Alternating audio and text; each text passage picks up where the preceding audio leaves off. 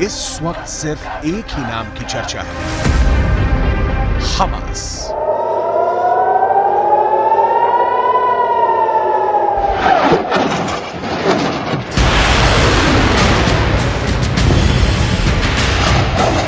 Israel जैसे बेहद शक्ति संपन्न देश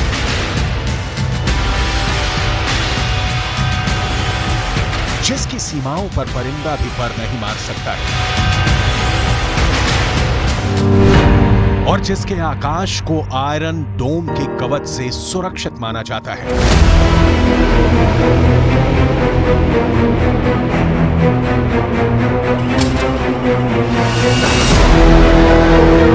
यहां तक कि जिसके खतरनाक हथियारों के बारे में दुनिया में बड़े बड़े दावे किए जाते हैं, उस इजराइल के अंदर सीमाओं को तोड़ते हुए हमास के लड़ाके इजराइल के अंदर घुस गए।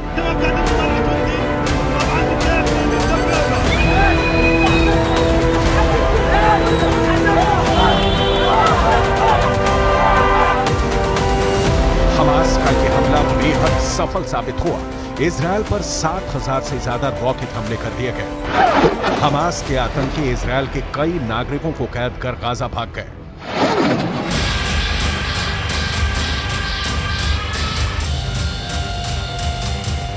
इजराइल के अखबार जो दावा कर रहे हैं उसके मुताबिक हमास इजराइल के अंदर घुसकर घरों में आग लगाने लगा और लोगों पर फायरिंग करने लगा।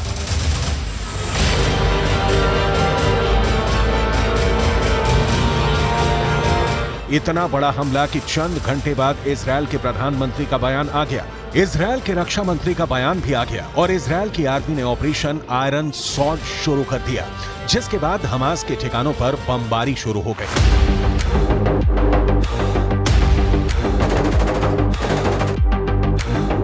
तो आखिर क्या है ये हमास जिसने इजराइल की नाक में दम कर दिया है? हमास के बारे में हर महत्वपूर्ण बात हम आपको आज बताने जा रहे हैं।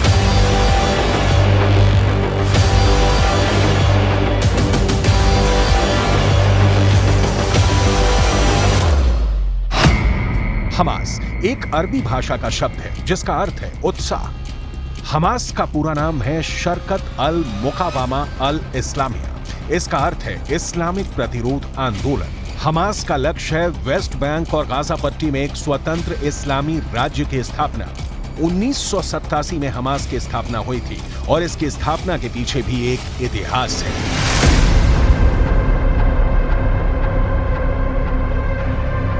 दरअसल मुस्लिम ब्रदरहुड पूरे मिडिल ईस्ट में फैला हुआ एक बहुत पुराना संगठन है। जब इजराइल ने 1947 के बाद अपनी स्थिति एक देश के रूप में मजबूत कर ली, तब फिलिस्तीन के कब्जे वाले इलाकों में मुस्लिम ब्रदरहुड की लोकप्रियता बढ़ने लगी।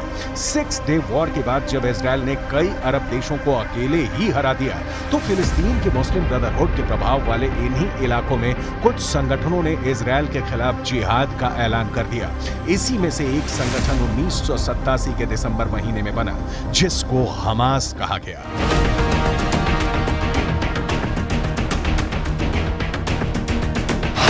(1988) के चार्टर में हमास ने कहा कि फिलिस्तीन एक इस्लामी मातृभूमि है जिसे कभी भी यहूदियों को नहीं सौंपा जा सकता है और इजराइल से फिलिस्तीन का नियंत्रण छीनने के लिए पवित्र युद्ध यानी जिहाद छेड़ना फिलिस्तीन के लोगों के लिए एक धार्मिक कर्तव्य है।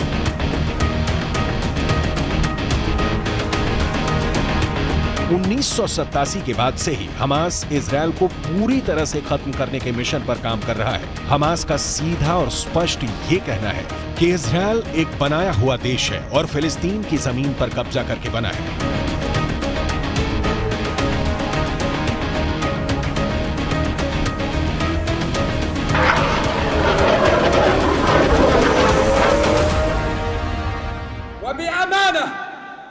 سنسأل عنها أمام الله وبثبات الرجال وعهدة الشهداء أننا لن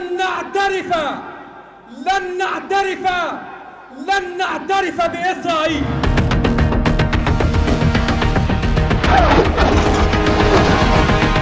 अब हम आपको नक्शों की मदद से ये समझाने की कोशिश करेंगे कि कैसे धीरे धीरे फिलिस्तीन गायब होता गया और इजराइल एक देश के रूप में स्थापित हो गया। इस नक्शे में जो हिस्सा हरे रंग का है वो फिलिस्तीन के प्रभाव का है और जो हिस्सा सफेद रंग का है वो इजराइल के प्रभाव वाला है। सबसे पहले 1917 का मैप देखिए जिसमें सिर्फ फिलिस्तीन ही दिखाई दे रहा है। इसके बाद 1947 में जब इजराइल की स्थापना हुई तो मैप में बदलाव आया। फिलिस्तीन के हरे रंग वाला हिस्सा कम हो गया और इजराइल का इलाका बढ़ गया। 1967 में अरब इजराइल के बीच 6 डे वॉर हुआ, जिसके बाद फिलिस्तीन सिर्फ वेस्ट बैंक और गाजा तक सिमट कर रह गया। यानी अगर देखा जाए तो इजराइल और फिलिस्तीन के इस संघर्ष में फिलिस्तीन का आकार गायब होता चला गया और इजराइल एक देश की तरह स्थापित होता चला गया। बस यही जंग की वजह है।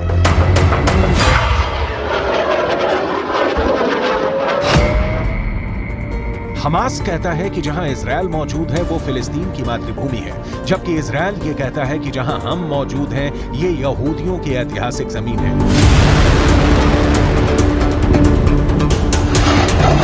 जबकि इसके उलट हमास के सर्वोच्च नेता इस्माइल हनैया तमाम मंचों से यही बात बार बार दोहराते आए हैं कि वो इजराइल को किसी भी कीमत पर मान्यता नहीं देंगे, क्योंकि फिलिस्तीन की जमीन उनके पूर्वजों की ऐतिहासिक जमीन है।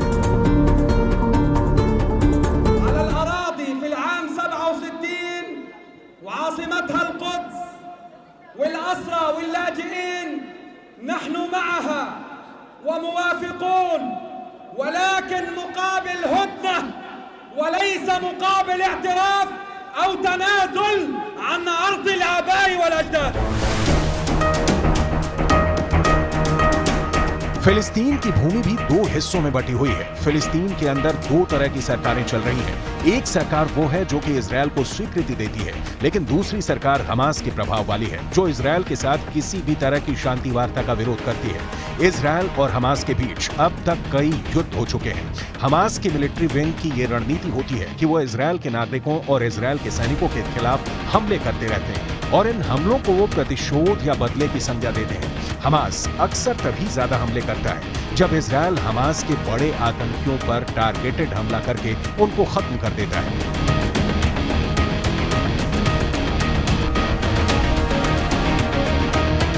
हमास बदला लेने के लिए अपनी रणनीति में आत्मघाती हमले भी करता है, लेकिन साल 2001 से नई रणनीति के तहत हमास ने इजराइल पर रॉकेट हमले भी शुरू कर दिए हैं। हमास के हथियार गोदाम में मुख्य रूप से 16 किलोमीटर की रेंज वाले रॉकेट शामिल हैं। ये रॉकेट कई बार इजराइल के सुरक्षा कवच को भेदने में सक्षम रहे। 2001 के बाद हमास ने अपने रॉकेट्स की रेंज और बढ़ा दी और हमास के रॉकेट 21 किलोमीटर तक वार करने में सक्षम हो गए। साल 2009 में हमास ने अपने रॉकेट से 21 किलोमीटर तक वार किया, लेकिन इसके बाद हमास ने अपनी रॉकेट की रेंज और बढ़ा दिया और गाजा से 40 किलोमीटर दूर तक हमले शुरू कर दिए। गाजा से चलने वाले ये रॉकेट इजराइल के बियर शेबा और अशदोद शहरों तक पहुंचने लगे और अब हमास के रॉकेट्स की रेंज इतनी लंबी हो चुकी है कि वो इजराइल के शहर तेल अवीव और पोर्ट सिटी हाइफा तक हमले करने में सक्षम हो चुके हैं, जो इजराइल के लिए चिंता का सबब बना हुआ है।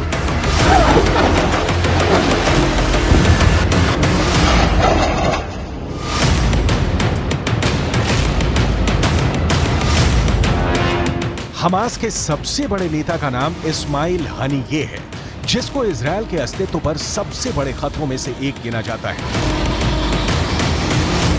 जल्द इंतसारात, आउदत फिलिस्तीन इला सादिरा, इला सदारा, والقدس قضية محورية وعزل الإدارة الأمريكية وانطلاق شرارة الانتفاضة المباركة ووقوف العالم وأحرار العالم مسلمين ومسيحيين مع شعبنا ومع القدس. واليوم شعبنا وأمتنا وقفوا بالملايين في كل العواصم وفي كل المدن والمخيمات ليقولوا لا للتطبيع، لا لبيع القدس، لا للتفريط بفلسطين، لا للتنازل عن حق العودة. हमास के सर्वोच्च नेता इस्माइल न सिर्फ इजराइल के अस्तित्व का विरोध खत्म करते हैं, बल्कि वो अमेरिका के भी विरोधी हैं। अमेरिका ने इस्माइल को आतंकवादियों की लिस्ट में डाल रखा है।